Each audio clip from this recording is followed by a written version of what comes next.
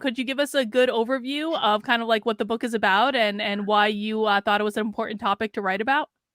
Well, it is, as you There mentioned, it is. it is Eye for an Eye, a true story of life, liberty, murder, and the pursuit of revenge at the birth of America. It's interesting because when I talk about the birth of America, I'm talking about what became the United States, which is obviously America before Uncle Sam. And it's important to learn about this because the U.S. didn't just pop up out of the ground one day. It came out of all these different countries and these different peoples who interacted for a quite long period, and one might say the sum of their interactions created the country that we now live in, for better or for worse. And that we'll get into the current events to talking about for better or for worse, but not to put the cart before the horse. It's important for people to understand what happened in colonial America, for the reason I mentioned. Also, because a lot of what people would think was the case actually wasn't. And that winds up giving them a false perspective on history, which colors their view on the present. And that leads them to just, basically not terribly well understand the world around them. What we're going through now is highly, highly ideological, quote unquote, history. On the left, you see 1619. My book deals with the 1619 project head on. Mm. I deal with specifically how the premise of 1619 is absurd. I'll get into why that is. Then on the right, you have 1776, which basically holds that the founding fathers were the forerunners of the modern conservative movement, which takes certain aspects of the founding, the Civil War era, then the Civil Rights era. It just sort of it tries to merge them into a whole, which is rather incoherent. So I don't like 1619 or 1776 as narratives. When I approach history, I look at the history as it was. I actually go back and look at historical resources from the time, or relatively close to the time, and I use this stuff to the best of my ability to give people an accurate take on what happened. And I try to present it in a way that's engaging. I try to write Eye for an Eye to come off as a basically epic novel, even though it is nonfiction. It can be a little difficult to do because you have all these complex historical events with people that most folks today know nothing about. But people have seemed to like the book thus far, so it seems safe to say that I did a decent enough job, although I'm sure I could have done better. But anyhow, the book deals with the initial permanent civilian European settlement in Florida. It was intended to be Fort Caroline, which was French in present-day Jacksonville. It wound up being St. Augustine, which is south of what's now Jacksonville. St. Augustine obviously was Spanish. And there was a huge difference between the French and the Spanish. The Spanish actually destroyed the French, and then a Frenchman took revenge on the Spanish a few years later and destroyed them. The title Eye for an Eye is there for a reason. But what initially took place was that the French wanted an escape, a haven from their homeland, France, because there were wars of religion. The Hmm. Catholics were persecuting the Protestants, who had just come about as a result of, Martin Luther's religious revolution. And a lot of these Protestants said, we need to go overseas. And where they wound up was a place that they established named Fort Caroline in, like I said, what's now Jacksonville, and it was established as a community for them. But at the same time, it was not meant to be something where they would trade slaves or convert the American Indians or try to more or less destroy the tribes to get their land. What happened was that these French Huguenots, they were called Huguenots, as in the French Protestants, they wound up engaging in trade and commerce with the American Indians, and they tried to keep a community which was rather cohesive, but at the same time tolerant of others and coexisting with others. So they had a rather, for their time, libertarian outlook. They also really believed in freedom of conscience and the importance of what would now be referred to as individual rights. Obviously, back then, the concept was not nearly as well defined as it presently is. But the bottom line is that this initial colony in Florida, this initial intended to be a permanent European civilian colony, it was something that was not what the 1619 folks would imagine, where a bunch of white folks enslaved people from Africa and they brought them here and started trading them. That did happen with the Spaniards, but the Spaniards who had landed in Florida decades before the French colonized it, they gave Florida up because they just couldn't manage it. The American Indians routed them, but Spain eventually decided to come back to Florida at the same time that the French were settling it. And the Spanish had a policy of state religion, where Roman Catholicism was the only acceptable religion anywhere within their Mm. domain. And they resolved to kill the French Protestants once they discovered them. And they wound up killing most of them. Very few survived, but some did. And then, of course, there was a French person who heard about this and took revenge. He, interestingly enough, was a slave of the Spaniards. A lot of people, talk about slavery in days gone by, and they have an idea that it was just the white man enslaving the black man. That's not true. American Indians enslaved each other. I addressed that in the book. Obviously, some whites did enslave blacks, but also whites enslaved each other. And the Spanish decided to enslave the French, whom they took as war prisoners. And this one of these French war prisoners in a war that France was having with Spain in the Mediterranean, he was a nobleman who was reduced to the level of of a slave. And when he was eventually emancipated, he had such a burning hatred of Spain that he carried it with him throughout his life, the rest of his life. He was a Catholic, but the Spanish, even though they had this ultra muscular approach to Catholicism, which basically was used as a proposition nationalism to unite the Iberian Peninsula, Spain, like the U.S., doesn't have a common culture, didn't even have a common language, and you had all these differences. The only thing that really united the people who had just been freed from rule by Muslims from Africa, northern Africa, was that they were Catholics. So Catholicism, in lieu of a national culture, became the national identity, creed, and it was enforced with militancy. It didn't matter if you were Jewish, Muslim, or Protestant, although the Protestants were most severely persecuted.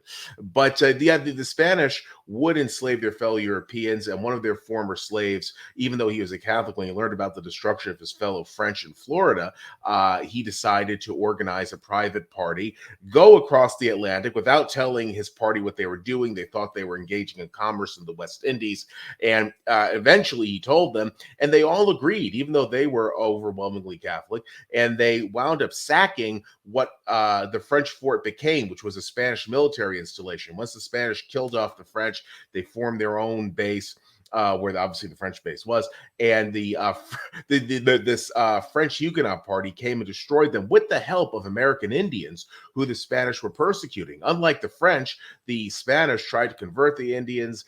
They also tried to enslave them in certain parts of the world.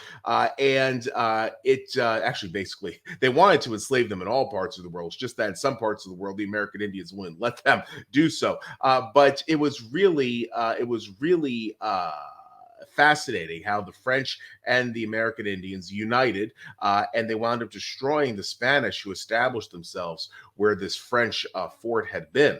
So it's a fascinating story, not only because it really is, dare I say, engaging, but because it addresses basically the origin of what would become the United States. A lot of people think of America as coming about from Plymouth Rock or Jamestown, when in reality, the people who had the initial American dream, religious freedom, freedom to engage in commerce, freedom to be themselves while carrying on some traditions that they liked from the old continent, it started in Florida among French people, and the trade in sub-Saharan African slaves began in St. Augustine. What happened there was that once the Spanish arrived and they constructed their city, they brought with them slaves. And the slaves there were intended to work on plantations that would be constructed around the city, but the American Indians put up such a fight that the Spanish couldn't establish the plantations. So in turn, the Spanish just started trading these slaves to any ships that came,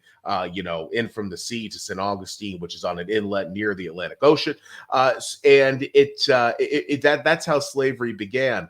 And these same Spaniards who enslaved the blacks were warring against the whites. They also enslaved, as I mentioned, other whites and American Indians who were battling the Spaniards because they didn't want to get enslaved by the Spaniards, enslaved their fellow American Indians. So the origin of the slave trade in what would become America was not in Jamestown at 1619. It was in Florida during 1565.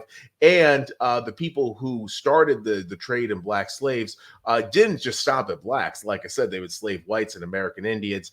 And it's a really fascinating story because it undercuts the idea that a lot of people have, which is that all whites got together to reign supreme over minorities. In reality, whites were literally at each other's throats back in the day, and they would kill each other over the most ridiculous, absurd of reasons. And there certainly was no white unity to produce the narrative that we now hear of, white supremacy going back to the beginning.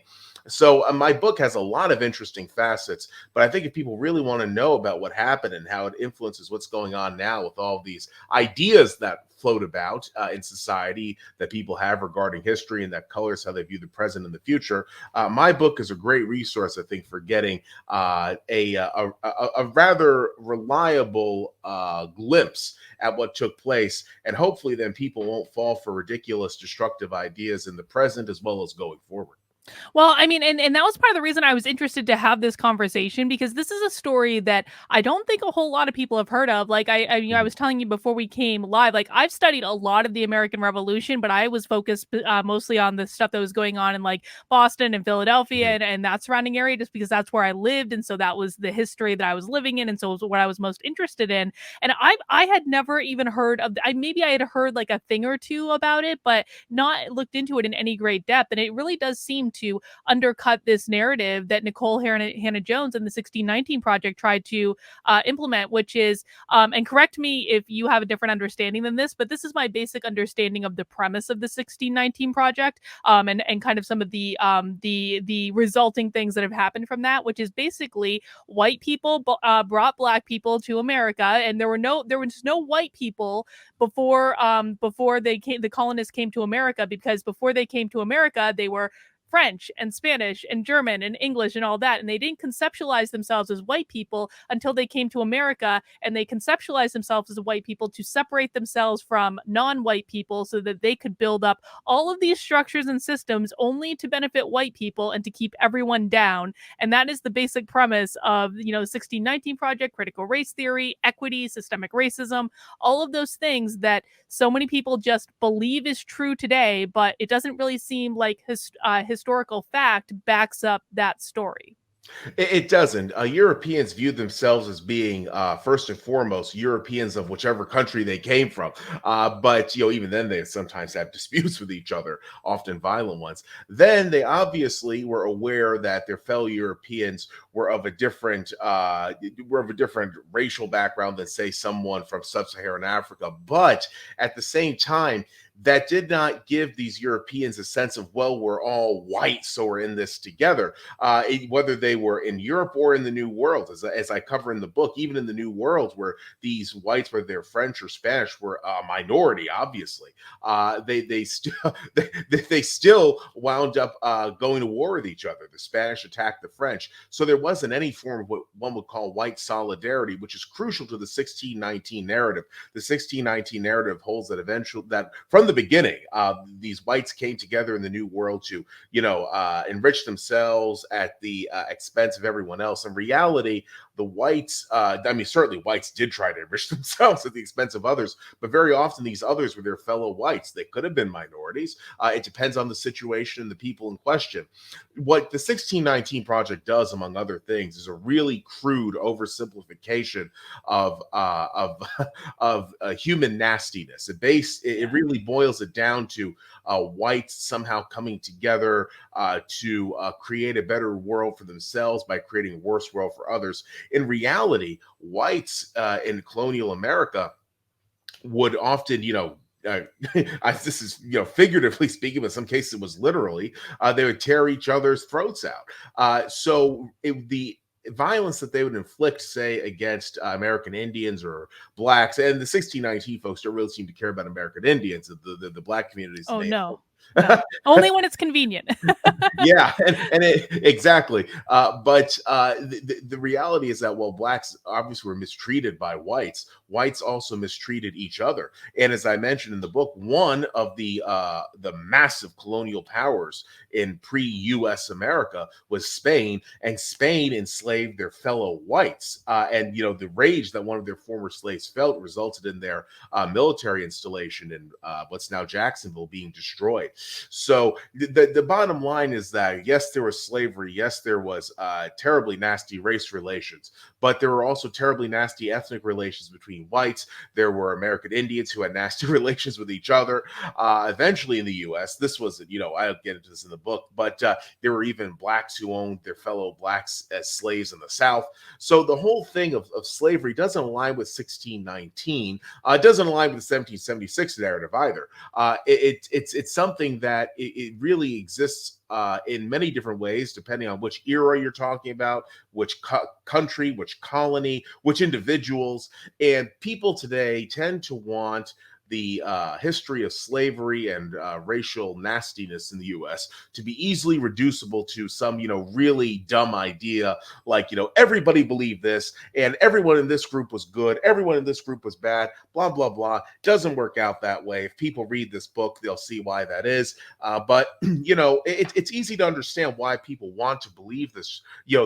this oversimplified tripe, because it makes it easy for them to, in the present day, create good guys, bad guys, the objective truth, whatever that's supposed to mean, and a moral narrative of there being a sense of righteousness behind whatever it is they're advocating for in politics and society, economics. So understanding why people believe these ridiculous oversimplifications, it's not hard to do. It's just sad that a lot of people are attracted to this stuff. Although, like I keep saying, it's understandable. Well, and I also think there's something to be said for the fact that they're just not this is what they're learning in schools. What they're Mhm. learning in schools and have been learning for decades is just a gross oversimplification of what actually happened. And what happened to me is, I learned kind of like the basics in high school, and then I went to college and I minored in history, and I learned a lot more of the nuance. But I went to college a long time ago, and I was very lucky to go to a college that was being run by a conservative chancellor at the time. Although I didn't think I was lucky at the time, but in retrospect, it worked out well. And so there just wasn't as much of the woke crap there as there. I went to Boston University, which is, ironically, it was not woke when I went there, and is now the home of Ibram X. Kendi, which I will not give them another dime for that for the foreseeable future. But anyway, it's like that was where you were supposed to learn more nuance, and then that hasn't even been happening either. And it also seems to me that what you're describing is, it wasn't so much about race as it was about religion in a lot of cases. I mean, I tend to, Absolutely. again, it's not something I've studied in depth, but I seem to remember that Spain was not too happy. It's like Catholic Spain was not too happy with Protestant Elizabethan England at the same time. And then England, of course, filled with white people. So was it really more of a question of religion many times? Absolutely, but as I cover in the book, in the case of Spain, religion was a very thin veil for pursuing secular material concerns. The Mm. Spaniards hated the Huguenots, obviously, in part because the Huguenots were Catholic, but they really destroyed the Huguenots because they viewed the Huguenots as a military and commercial rival. And the Spanish especially disliked the leader of the Huguenots at the time. His name was Jean Ribault, leader in Florida, of course, because he was such an effective agent of France, and the Spaniards feared that he would be of detriment to them as a result of that. So, yeah, there were these religious tensions. For some people, the tensions were legitimately felt. For others, the tensions were just a smokescreen. And then you have religious hypocrisy on top of religious bigotry. So, yeah, religion absolutely mattered. What I could say for for certain is that these different different whites were not coming together in the New World on the basis of their race. And, this is something that people very much miss.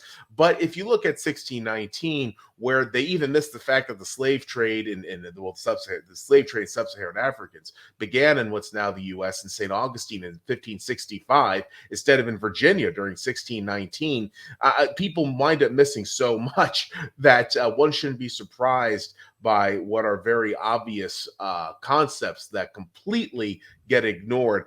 In some cases, intentionally. In other cases, people are just ignorant. But it's sad to see either way. No, I imagine it is. And I have a question for you about that in just 1 second. I just want to say Emily Atwood says his book is on Kindle Unlimited on Amazon. So that's a great option for folks who are interested in the book. And of course, he has the print copy there as well. If you prefer, I always prefer to read books in like print. I can't read on a screen. It just doesn't work out for me. And then Liberty Lion says, Joseph, I like the cut of your jib. Well, thank you.